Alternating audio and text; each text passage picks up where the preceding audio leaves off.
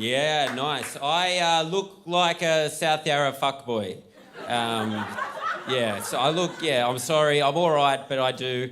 No, it's nice to be here. I live in Sydney, so it's been nice to come down to Melbourne. I'm staying at a beautiful little hotel. I just snuck out. It's called the Holiday Inn, and they don't know I've left, but I'm sure it'll be fine. There's nothing wrong with it at all. Does anyone have COVID in here, by the way? Yeah, one. You should fuck off, I reckon, for sure. No one's got... All right, with you guys, I don't think it's real. It's good we can talk freely about it. Now, this is a meeting now. This is definitely... No, I live in Sydney, so it didn't really happen at all up there. So it's like...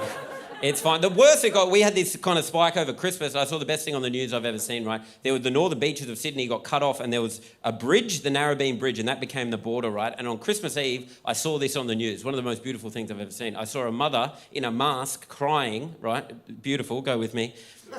And she's holding a present and the bridge is the border and she's walking the present into the middle of the bridge and she puts it down and then she slowly walks backwards.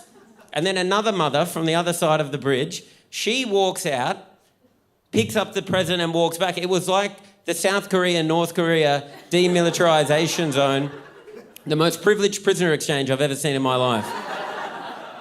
I expected a voice over a speaker to be like, put the soda stream down and walk backwards.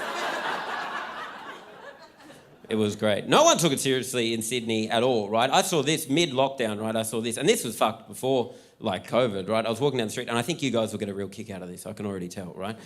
I was walking down the street, and I saw two on-duty parking inspectors making out. Yeah, they should have been doing that before. Mid-lockdown, they should have been ruining people's days. Instead, they were finding love in truly the most unlikely of places. I couldn't believe it because for years I've always asked myself the question, who would ever fuck a parking inspector? You know what the answer is? Another fucking parking inspector. Sometimes you've got a date within your own, you know? You look in the mirror and go, this is as good as it gets, for sure. They were just going for it, middle of the day, and it wasn't a little peck, you know? It wasn't like, see you later, goodbye. It was like full tongue, just being like... People, by the way, parking wherever the fuck they wanted. Great day to get a park that day. You see two parking inspectors going for it, you're like, reverse in, it's the tongue in, reverse, let's go, reverse. And this, I watched it for way too long as well, by the way. I went live on Instagram, it was unreal. Because this was the dynamic of the makeout, right? It was a man and a woman parking inspector, and the lady, she was like pushed up against the pay station, like the parking meter, she was pinned up against it very sexually, just being like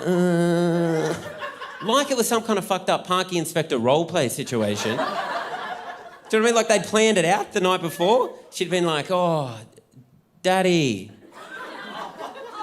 Yeah, that's what people say, right? Oh, daddy, I've been such a bad girl. I've got so many parking tickets. Now push you up against the pay station and kiss me like you mean it. Or I parked in a loading zone, unload your load in me, you know, like... You know, a normal fantasy that we've all had at some point, right? Yep, right, okay.